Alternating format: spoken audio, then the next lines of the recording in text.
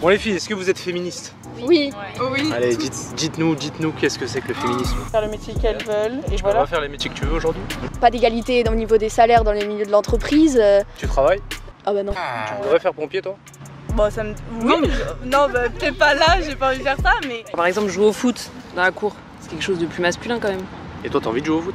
Bah non. Enfin, et tu te dis je vais être nulle donc je vais pas tenter. Et toi t'as envie d'en faire du foot toi? Bah moi ça m'attire pas beaucoup. Je sais pas, une fille, elle peut pas coucher avec n'importe qui sans avoir une réputation de pute, enfin genre alors qu'en soi un garçon fait la même chose, on s'en fout. Si demain j'ai un mec qui vient et qui essaie de faire quelque chose, ça témoigne pas d'une réalité derrière qui est qu'un homme ça peut plus peut-être se défendre en cas d'agression qu'une femme.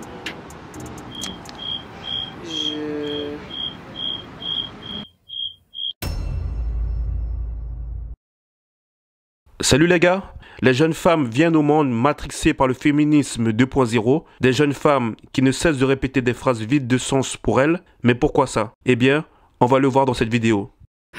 Qui est dans une communauté aussi où tout le monde te pousse à te marier, etc. Et c'est souvent aussi ce que la personne veut, hein. C'est pas toujours Enfin, je suis pas du tout en train de dénoncer des milieux ou les coutumes, etc.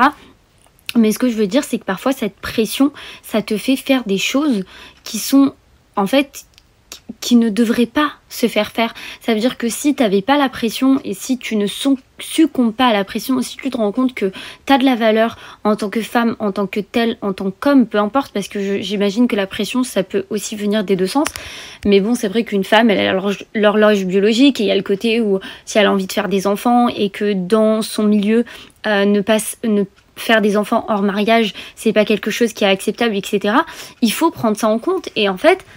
Le mariage, ce n'est pas le problème. Le mariage et la religion sont basés sur une réalité biologique. Une femme, on va dire qu'une femme a un temps limité et doit profiter de ses meilleures années pour choisir le meilleur parti pour sa descendance. Donc certaines communautés fonctionnent encore comme ça, contrairement à l'Occident qui a banni complètement la nature. Mais à vrai dire, l'horloge biologique n'oublie jamais. C'est un vrai challenge de ne pas succomber à cette pression-là, de se dire oui, j'ai envie de fonder une famille, mais d'un autre côté, ne pas accepter tout et n'importe quoi parce que il y a l'horloge biologique, parce qu'il y a la pression de la société, parce qu'il y a tout ça. Je suis désolée, mais les standards ne sont pas là pour rien. Et si les gens sont là à vous dire non, mais t'as des trop hauts standards, etc., vous savez quoi? Laissez-les. Vous savez pourquoi? Parce que eux, ils ont baissé leurs standards et ils sont peut-être en couple, mais personne ne vous dit qu'ils sont heureux, personne ne vous dit ce qui se passe derrière derrière quand ils ferment leurs portes. Moi, je peux vous dire, j'ai beaucoup d'amis. Oui, il y en a qui ont baissé leurs standards, mais c'est pas toujours par faiblesse. C'est juste qu'ils ont ouvert les yeux et après une auto-évaluation, ont compris qu'à un moment, il faut faire des choix si tu veux être heureux. Mais les femmes d'aujourd'hui sont torturées avec l'injonction des néo-féministes qui rabâchent aux femmes à longueur de journée, ne baissent jamais tes standards, mais sont conscientes de l'horloge biologique. Moi, je l'ai déjà dit à plusieurs reprises sur ce compte, mais voilà, moi j'ai bientôt 30 ans, ça arrive à grands pas. Et du coup, je suis rendue à l'âge où mon entourage me dit constamment que hey, si tu veux faire un enfant, ce serait bien de pas tarder, parce que après, ça va être plus compliqué pour toi.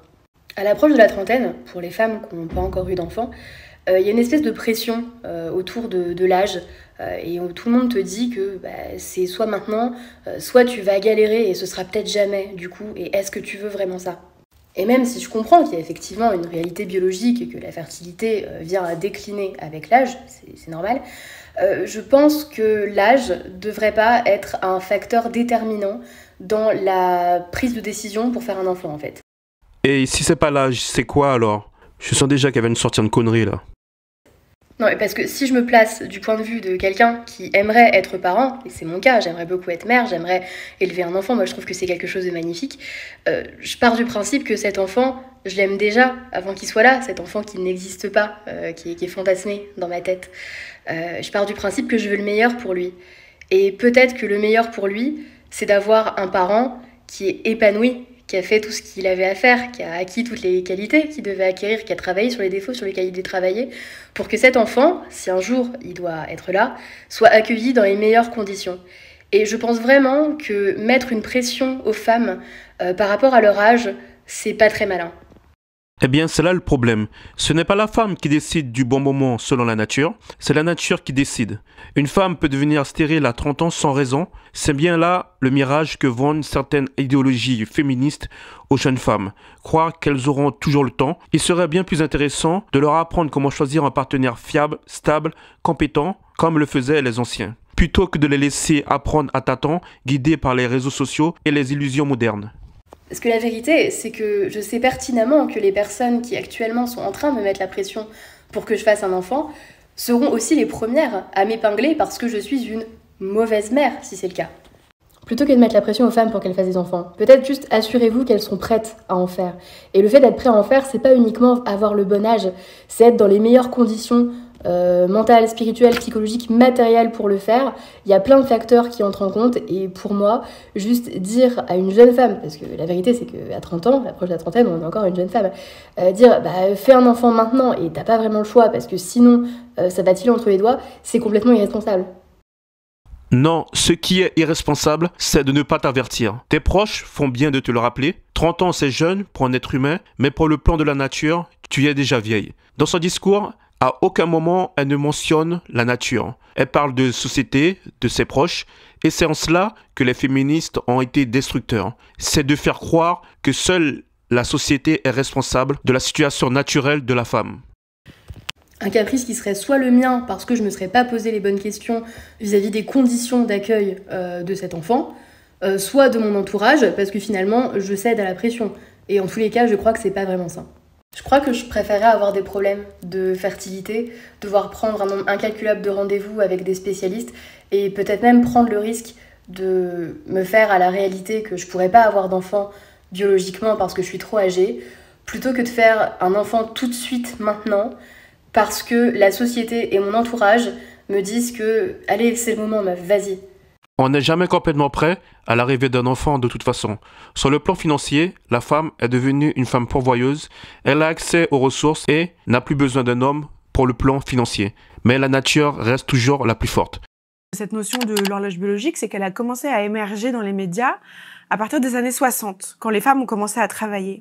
C'est bien que la féministe Suzanne Faludi, celle qui a théorisé la notion de backlash, elle estime que pour nous punir de cette liberté nouvelle et de cette puissance nouvelle de pouvoir travailler, produire, être autonome financièrement, cette notion d'horloge biologique est arrivée comme un backlash pour nous maintenir dans un état d'anxiété en fait, et pour nous donner l'impression que notre vécu, notre corps, c'est toujours une espèce de déclin. Et il y a une seule chose qui ne va pas dans son analyse. Ce n'est pas le patriarcat qui est responsable du système de reproduction de la femme, mais la nature. Le féminisme ne loupe aucune occasion pour accuser les hommes des malheurs de la femme. Déjà, la modernité s'était rebellée contre l'idée d'un Dieu créateur et du fait de sa création. La nature eut très vite des prétentions similaires. Le mouvement postmoderne alla dans la même direction négatrice. Ayant nié Dieu, il lui fallait aussi nier la nature. C'est une belle cour d'école, spacieuse. À la récréation, ces enfants sont censés apprendre à vivre ensemble. Mais l'essentiel de l'activité se concentre ailleurs. Autour du terrain de sport, c'est le lieu de toutes les convoitises et de pouvoir. Edith Marouet-Jules est géographe. C'est ce que je vais aller faire, c'est prendre mes petites filles. Géographe. L'art de trouver des problèmes quand il n'y en a pas. Et l'art de dépenser de l'argent, là il ne faut pas. La gauche dans toute sa splendeur. Elles ont un espace qui leur est dédié, mais il est plus restreint, il est sur le côté. Elles apprennent à jouer dans l'intime. Et les filles commencent à apprendre lentement qu'il y a des choses qui leur sont moins possibles.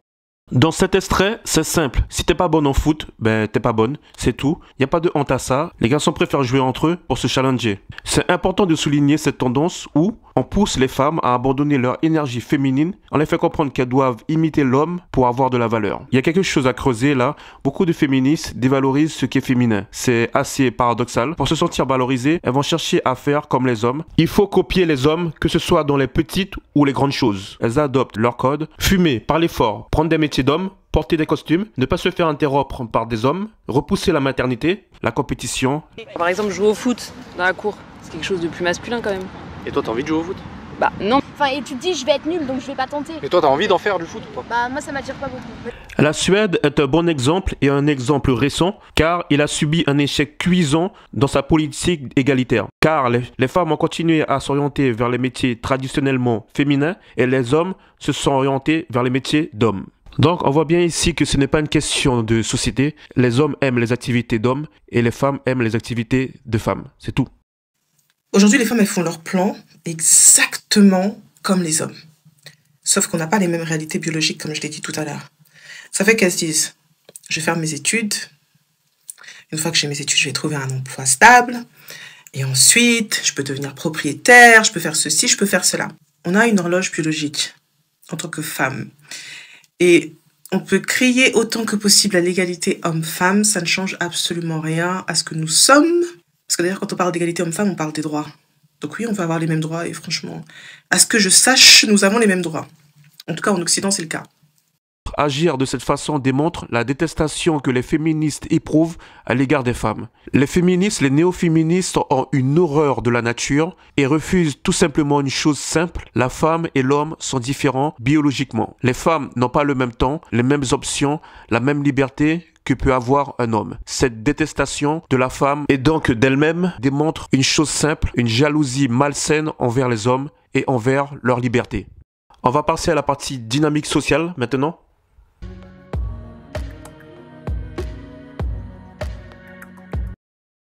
Merci à l'homme et son chien pour son retour. Je vais lire avec vous. Officiellement, elles regardent le mental, mais c'est le physique qui les attire.